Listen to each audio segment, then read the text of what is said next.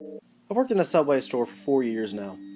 Lame, I know, but it's great money, relatively easy, and I've truly made some lifelong friends while working here.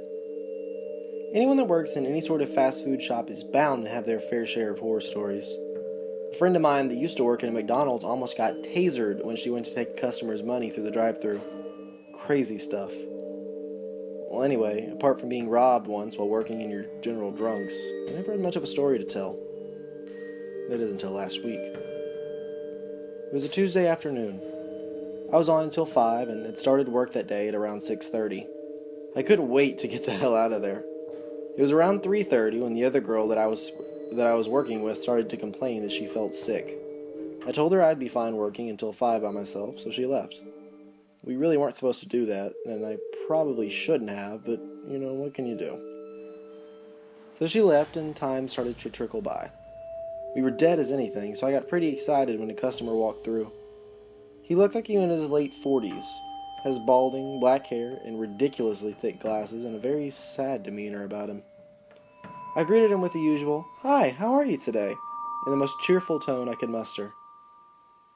"Fine," was what he managed to mumble out. Aren't customers awesome? He began to order a sub, a process that usually takes me under a minute, depending on how decisive the customer is. This particular customer, however, was choosing each and every aspect of his sandwich with such care it was like it was going to be his last meal in the world. After a 5-minute debate on which cheese he wanted, I whisked his sub into the toaster. I hate awkward silences during the toasting time, so I like to spark up a bit of conversation with the customers.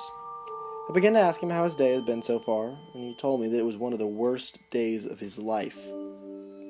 The day before, I too had experienced a shit kicker of a day and began to retell my experience. It all started with a 10-kilogram box of chicken schnitzels falling on my head, how my phone fell out of my work locker and the cold, hateful tiles obliterated the screen, how I then had to catch a bus home from work only to realize 20 minutes in I was on the wrong bus and on the complete opposite side of town, and how it ended with me walking home in the pouring rain to find I was locked out. Real great day. To my surprise, the grumpy, indecisive man was now howling with laughter, with tears pouring down his face.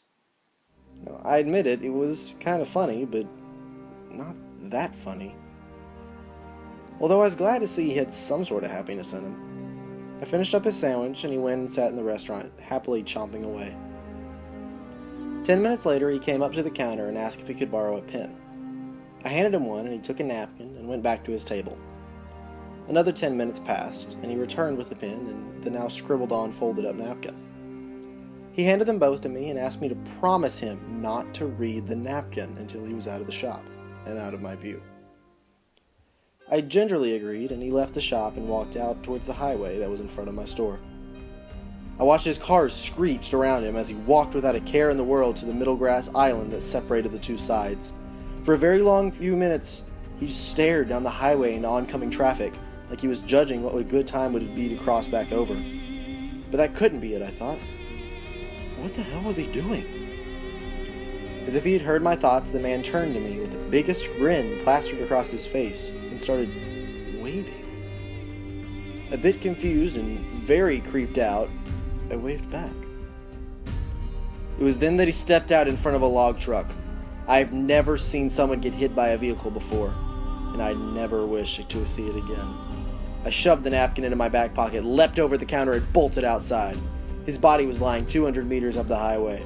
People were screaming and crying. It was total chaos. I ran to him when a small group of people were gathered.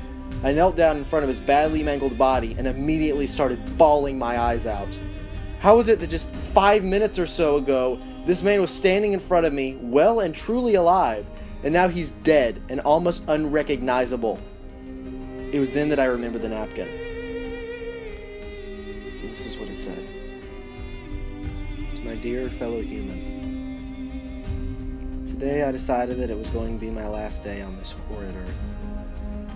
It wouldn't be so horrid if my beautiful wife and daughter were still alive. But they're not. Today is the 1-year anniversary of their deaths. 1 whole year since that idiotic drunk driver crashed into them at 110 kilometers at an intersection. They didn't deserve to die that night. They did. Since then, I'm not the same person. I mean, hell, who could be? Just a shell of my former self. Most people don't even bother with me anymore. I know I come off as rude, but I really didn't think I had any positivity left in my life, in my soul.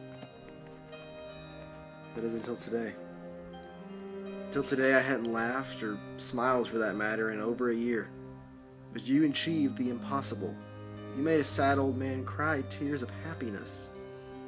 And I just wanted to thank you for that. For you put me on cloud 9 and made me realize that life isn't all that bad. But this is truly what I want. I need to be with my daughter and my wife, and that's just what I'm going to do. So again, thank you for making my year and helping me leave this earth with a smile on my face. P.S. Great sub.